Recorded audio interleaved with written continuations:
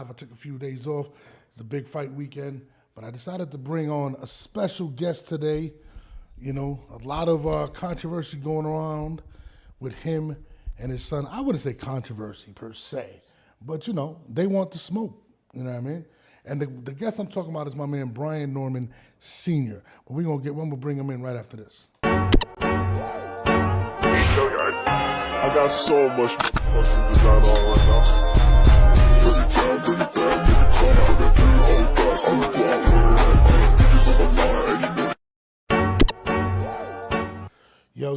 Yo. Let me bring in my guest right now. Brian, hold on, what's going on here? Oh, I didn't program it, that's why. Yes, sir, you hear me? What's good, brother? Yes, How sir, you doing? I'm here. All right, how you doing? I'm good, man. Welcome to the show. You know what I mean? Yeah. It's very, very interesting, right? That's going on right now in boxing, right? We have you, Right. we have your son, we have let's start with you. You used to be a fighter at one point. Right. You know what I mean? You fought for years. What division you fought in? 168, super middleweight, and light heavyweight. So growing up as a fighter, right? Knowing everything that transpires as a fighter, what made you want to bring your son in, or was that something that he really just decided to do? Nah, that was on him. I didn't want him to fight. It's just something he decided to do. So he just was like, yo, I'm doing it, Dad, and he wanted to just be like Pops. Now, I mean, he started fighting at 7. So, I mean, I let him box, let him fight, or let him do what he do. I was still fighting at the time when he started. Yeah. And then when I retired, like, it wasn't something I wanted him to do or continue to do. And then, he said that's what he really wanted to do. And who am I to be a hypocrite and not let him do what I did? You know what I'm saying? So I just let him do his thing, and I just helped him along the way. I mean, it is kind of crazy because, like, my wife tells me all the time, she's like, nah, you're not going to let the kids box. Like, my other son, I think my son is 5, well, I know he's 5, and he wanted to box. She was like, nah, my daughter wanted to box. She's like, nah, I don't want to see that. Right. And I mean, we all know what comes with boxing, especially becoming a pro, right? I mean, Right. it's a lot of away from the family. It's a lot of head trauma. It's a lot of things, man. So, I mean, I definitely commend you for walking him through the sport. How old was he when you got him into it? 7. He was 7 years old? Right. So he did the whole. So how does it work? So you start training, right? You start training him at 7 years old. Then he starts doing You can compete when you 8. You start training him at 7. You can compete when you 8. He went pro at 17. Damn, 17. I thought you have to be pro. You start pro in the United States at 18. Did he go? You do. That's why he fought a lot in Texas. He fought his first fight in Texas. You could be 17 in Texas. And there's a couple of other places. I think D.C. you can be 17. There's a couple of, I think maybe 3 states, 2 or 3 states. I know Texas was one of them, and I think D.C. was the other one. But it's about 3 states I know for a fact you can be 17 and fight in. Yeah. But that's why he did his main run the first year, and he had 12 fights in Mexico. Oh yeah, 12 fights. What's the difference between fighting in He had Mexico 11. and here? He had 11. He had 11 or 12 fights. Say it again. What's the difference between fighting in Mexico and here? Because I know I had Bernard Hackett on, and he was talking about Devin Haney and basically padding his record Mexico, and a lot of people say that's what transpires. What's the difference really between Mexico and over here? Hello? I know my man Brian just fell off. I'm waiting for him to come back on. I don't know what just happened. Hold on. Give me 1 second, y'all. He just fell off. Give me a second. What just happened? I asked him a question. He just disappeared on me. Hold on. Waiting for him to come back on. Just give me 1 second, y'all.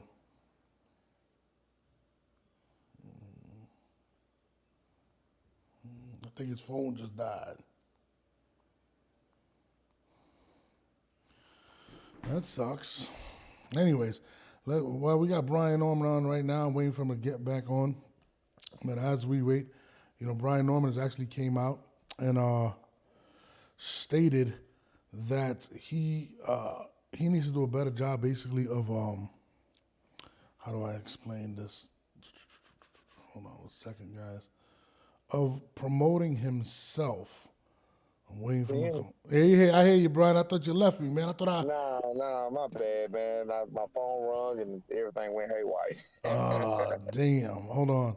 I don't see your picture no more. You see your picture still there? Oh, you don't see me? Nah. Uh, I see you here. All right, hold on. I see you, and I see me. Yeah, now it went black. I don't know what happened, but it went black. That's what happens when you use the phone, but it's all right. I guess I'll just Still deal can't with it see? from. Huh? You still can't see me? I see you. Yeah, you see me, but for some strange reason, let me see if I can go to the browser real quick and refresh it, see if it does it. Let me click out and get back in. Hold on. Hold on. Yeah, try it. I'm waiting for Brian to come back in. I'm gonna refresh that. If not, we're just gonna use the audio. Sorry about that, guys. Sorry about that. You there? Yeah, you hear me? Yeah, for some strange reason I can't see you. You still can't see me? Yeah, I think it's because the way when it dropped off. Give me 1 second. Let me try this one more time. I'm gonna do this while I'm live because we're actually live right now. So hold on 1 second. What was that? Boom, yeah, boom, boom. But anyways, Brian, as I was saying before, I don't even remember what I was saying. Oh, I was talking about what the hell I was talking about, man. Hold on. Boom. Nope, still don't see you. We're just gonna use the audio for now. But anyways, do you hear me now? You still hear me? Yeah, I hear you. I hear you, and I see you.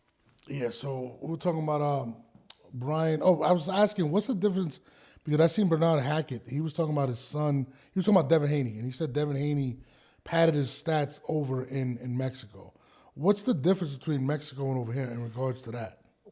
It's not a pad and stats. It's just a place to fight. It's a place to fight comfortably, and stay active and stay busy while you're young. Yeah. That's all. So like a lot of 17-year-olds, the majority of 17-year-olds go to Mexico as opposed to dealing with the politics or even these states here. You know what I mean? Like I said, the 2 or 3 states that allow you to box in 17. Mm-hmm. So they go to Mexico where they know it's not going to be a problem. I think you can go pro in Mexico at 15. Yeah. Yeah.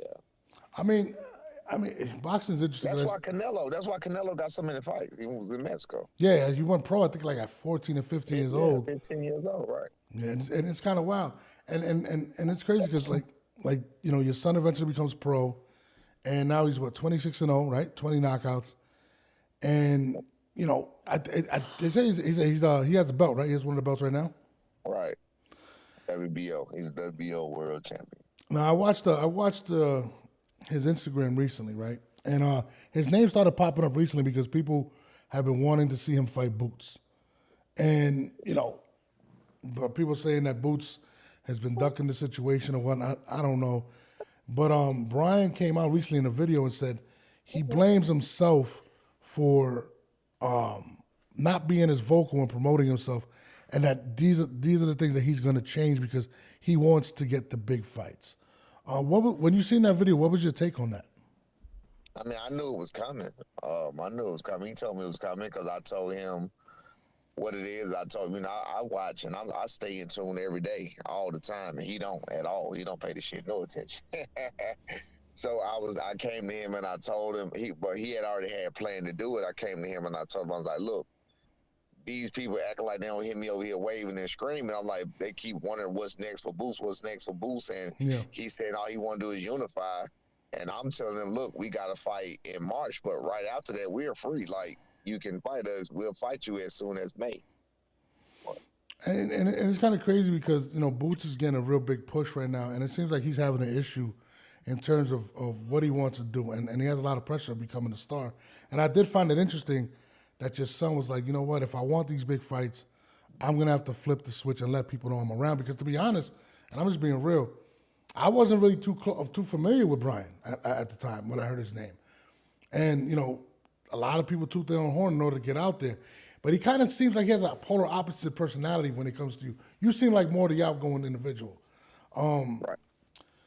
Do you think that's going to land on the big fights? Do you think Boots is going to fight him? Do I think what now?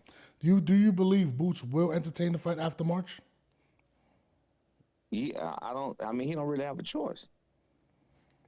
He don't have a choice, and the reason I'm saying he don't have a choice is if what he says is true and all he wants to do is unify, then he doesn't really have a choice. Because also, like, I was watching what your son said. He said that, and this is what he was saying. He said that he's looking for the big fight. He said Teofimo said he's interested in going at 147. He also did state that he wouldn't mind going to 140. What's your thought on that? I mean, that's my son. I mean, I don't like it. I'm not really big on that, but if that's what he want to do, that's what he want to do. It's his career, and ultimately it's his decision. Yeah, for real. I thought you would have a different response to that one. But what's the? No. I'm not always big on, I mean, because he doesn't really have any weight. You have to see him and know him to understand where I'm coming from with that. He's like literally just muscle. I mean, he's very, very, very lean. You know what I mean? I just, but he does walk around. He walk around about 155, 157, under 160 when he's ready for a fight. He can do that easy. So all he has to lose is 10 pounds to get ready for a fight. So, I mean, if you want to lose the extra 7, then, I mean, that's on him. So, like I was saying, Boots is someone he's targeting. But it doesn't seem like he's looking for higher profile fights when he mentioned Teofimo and some of these individuals. Is there anybody else on the hit list that you particularly want to see him do? Like, what do you, as a father, and you have the experience, right? What do you think is the best move for him? Or does he go up? Does he go down? What do you feel of this? No, I like the Teofimo fight. I like the Boots fight. The Boots fight is the main one. That's what we want. That's what we want. That's what we got to get. That's what we got to have, and that's it. That's what we want. I mean, I just want to see the big fights happening at 147 pounds. And a lot of people feel like that division doesn't have the stars, right? What's your opinion on that? I mean, it's subjective. Simple as this. Let's think of the stars they so-called have at 154 right now, right? So 154 is the dream division, so-called right now, right? Yeah. All right. So about 2 years ago, when nobody really talking about Tim Tszyu. True. Listen, a year ago, nobody knew Bohachuk. A year ago, nobody knew Madrimov or Madrimov. Yeah. A year ago, Sebastian Fundura was just like an anomaly. He was just like a big, what was he? What is he? So you got him, and then, he ended up getting knocked out by, was that Brian Mendoza? Mm-hmm. Yeah, he ended up getting knocked out by Brian Mendoza. Who else? The other one? We got Bachram. He just showed up 3 months ago. Like the people they're talking about were literally nobody. Yeah. To the boxing community as of a year ago, 1 year ago. There was nobody. Well, also the big fish from 147 went to 154, and I think that might have absolutely. And where are they though? But where are they? You got the big fish, the real big fish, Errol Spence. He ain't fought yet still. Mm-hmm. You got Chance Crawford. He fought Madrimov, the one that they talked about because he only had 10 fights or whatever else. Mm-hmm. Again, I didn't have no problem with it because he was the world champion or whatever. But that's what I'm saying. These are the fighters that you're talking about. There's no stars there, but these people who are stars now wasn't a star a year ago. So you can go through a heap of names of what I just named. None of those champions were champions 1 year ago. No, that's where all the stars is. That's where all the work is. No, I got it. Because, a lot of people feel like the belts don't mean as much anymore. They don't necessarily bring you up like that. And a lot. Right. Mm-hmm. So the belts don't mean anything, but it's the competition, right? Still, the list of names at 154 are all unknown as of a year ago. Very true. You can name 5 or 6 of them that was not known really to the major box community a year ago. Am I incorrect? No, you're right. You're right. So when you say there are no stars, there were no stars at 154 a year ago. You had the Jamel Charlo. The people who you had as stars, they gone now. You got Spence, who hasn't fought yet still. Mm-hmm. You got Jamel Charlo, who disappeared. You got this. I'm talking about 154 now. Yeah. You got what's my man name who lost to Fundora? Erickson Lubin, or whatever else. I mean, a good fighter, but decent fighter, whatever. But I mean, these people are stars just from being seen and being beat, giving tough fights, or whatever the case may be. But those people are not even here. Those people are not even being contested right now. From Brian Mendoza losing, Brian Castano, like all of these people you're talking about, these are not even the people that we're talking about that wears deep at 154. Mm-hmm. Those people are really They're gone right now. They're not. They're laying low right now. The people that's making the noise are unknown people. That's true, but it's just kind of weird because at 147, that's what a lot of people feel like. That you got like Brian is stuck between. There's a lot of smoke that people know at 140 and 154. So that's what I was kind of trying to figure out because you still got guys like Ryan Garcia. I mean, even though he does say he's willing to go up, is that somebody you target as well? Absolutely, Ryan Garcia. We will fight Devin Haney. I mean, I know he's going through something, so we're not looking to go picking on somebody like Devin Haney, going through whatever he's going through.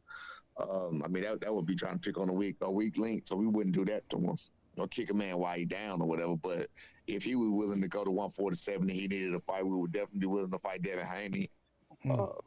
Like I said, Ryan Garcia, any of them coming up. But we don't like to call those names because, they always look for a reason to discredit fighters anyway. So all they're going to say is, we call them Boots first. That's who we want first. Because all they're going to say when you call out a lower weight class is, oh, why you going down there when you could just fight the one right in front of you? Well, that's what we want to fight first anyway.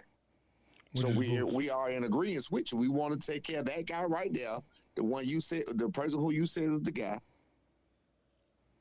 And the person that you said is the guy. We want to take care of him first, and then we're going to take care of the rest. Why do you think that fight hasn't happened yet between Boots and Brian? Now, see, that's the crazy part. It's really not hard to say this fight just got started getting discussed 2 months ago. Yeah. Literally, like today is 2 months. It would have been 3 months. Mm-hmm. It would have been August. This fight just started getting discussed in August. My son had a fight coming up. They was going to let him scrap that fight to get the Boots fight. Boots ended up doing what they was doing. You can look this up with Daryl Peoples, said that fight could have never happened in the first place because Boots' rematch with Karen was already put in effect, I think, as of August the 16th or the 19th, one of the two, when this negotiation was even going on between my son and Boots. Well, so that fight would have never happened anyway. And then also my son wasn't recovering from his surgery that he had on July the 29th in time enough to fight on November the 8th, which is when my son was supposed to fight. So he definitely wouldn't have been able to fight November the 9th. So last I checked, Boots hasn't fought since then. We haven't fought since then. So that's the reason it hasn't happened. It's just simple time. There's no reason. It's not like this is the ongoing thing where we keep fighting this person, he keep fighting. It's not like that. No, we getting them ASAP. Also, you're saying 2025, more than likely it is going to happen. Because he did say it looks like he's leaning towards staying at 147. Who, Boots? Yeah. Yeah, that's what I'm telling you. He ain't got no choice. Based on his words. On his word. Do you know how bad it's going to look? Do you know how bad it's going to look for him to say, that's why he's not fighting T.O. I don't think he's necessarily ducking T.O. He's just going to look so bad for you to say you didn't fight Virgil Ortiz for a career high $5 million because you want to stay at 147 and unify. That's your reason for being there, that you want to stay at 147 and unify and not only take unification bouts. That would look terrible. No, it would look terrible and it would look like a waste of time. Terrible. Yeah, it would look terrible to the actual boxing fans and not the people that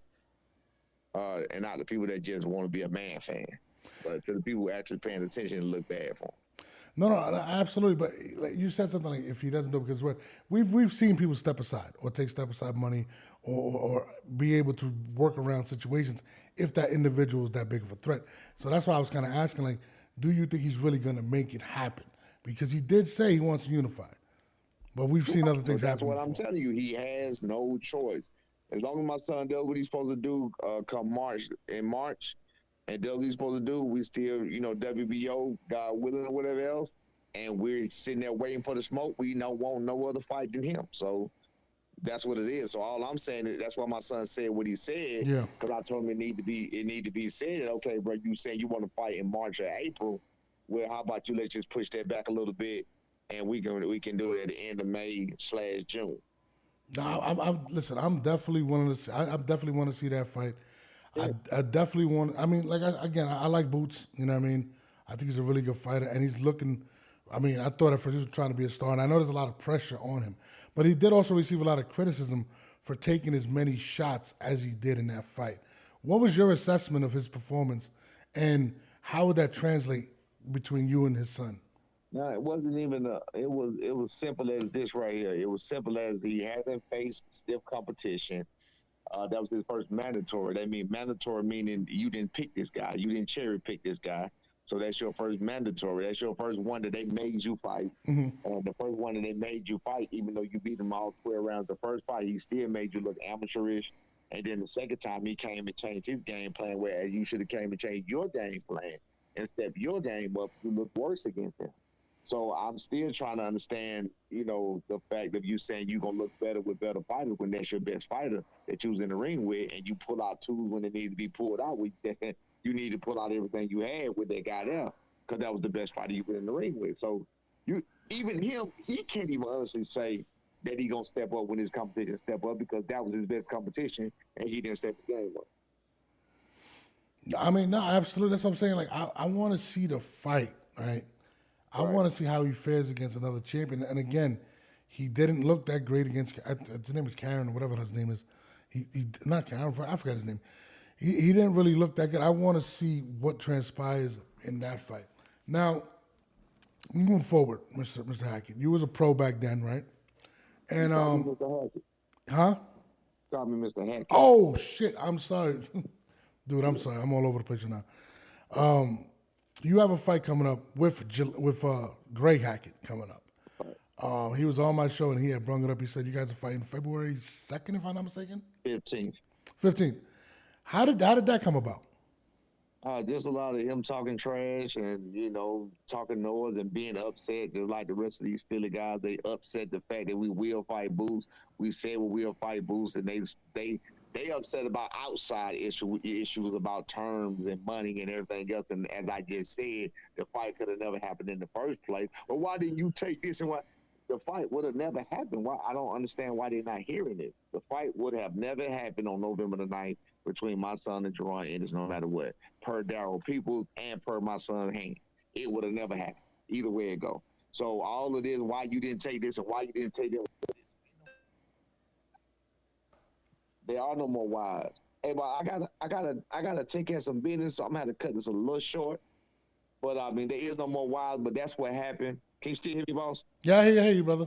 Yeah, there are no more wives. But anyway, he was talking mess, and like I said, Desmond from BLK Prime reached out, made us an offer that I didn't want to refuse it anyway, and we accepted it, and here we are. All right, man. I know you got business to take care of. I apologize for the Hey, issues. man, no problem, man. I appreciate you, man. I appreciate the time, boss. All right, man. Thank you. Thank you for coming on. Thank you. All right. All right, y'all. That was my guy, Brian Norman Sr. I apologize. Been all over the place with the situation. Shout out to Warlock Boxing. Shout out to everybody that's tuned in right now. Yeah, he had to cut it short, but it is what it is. I'll definitely be on tonight, and we'll be covering the stuff that's going on this weekend in the fights with Tyson Fury versus the one and only Alexander Usyk. That's going to be dope this weekend. It's a big fight weekend. A lot of boxing news coming on, and we're going to make it happen. Again, shout out to Mr. Brian Norman Jr. It's been a hectic day. I don't know what just happened with this goddamn audio, but it is what it is. But on that note, I'm going to let y'all rock. That was Brian Norman Sr., and we going to rock out. I appreciate y'all. I got so much motherfucking design on right now.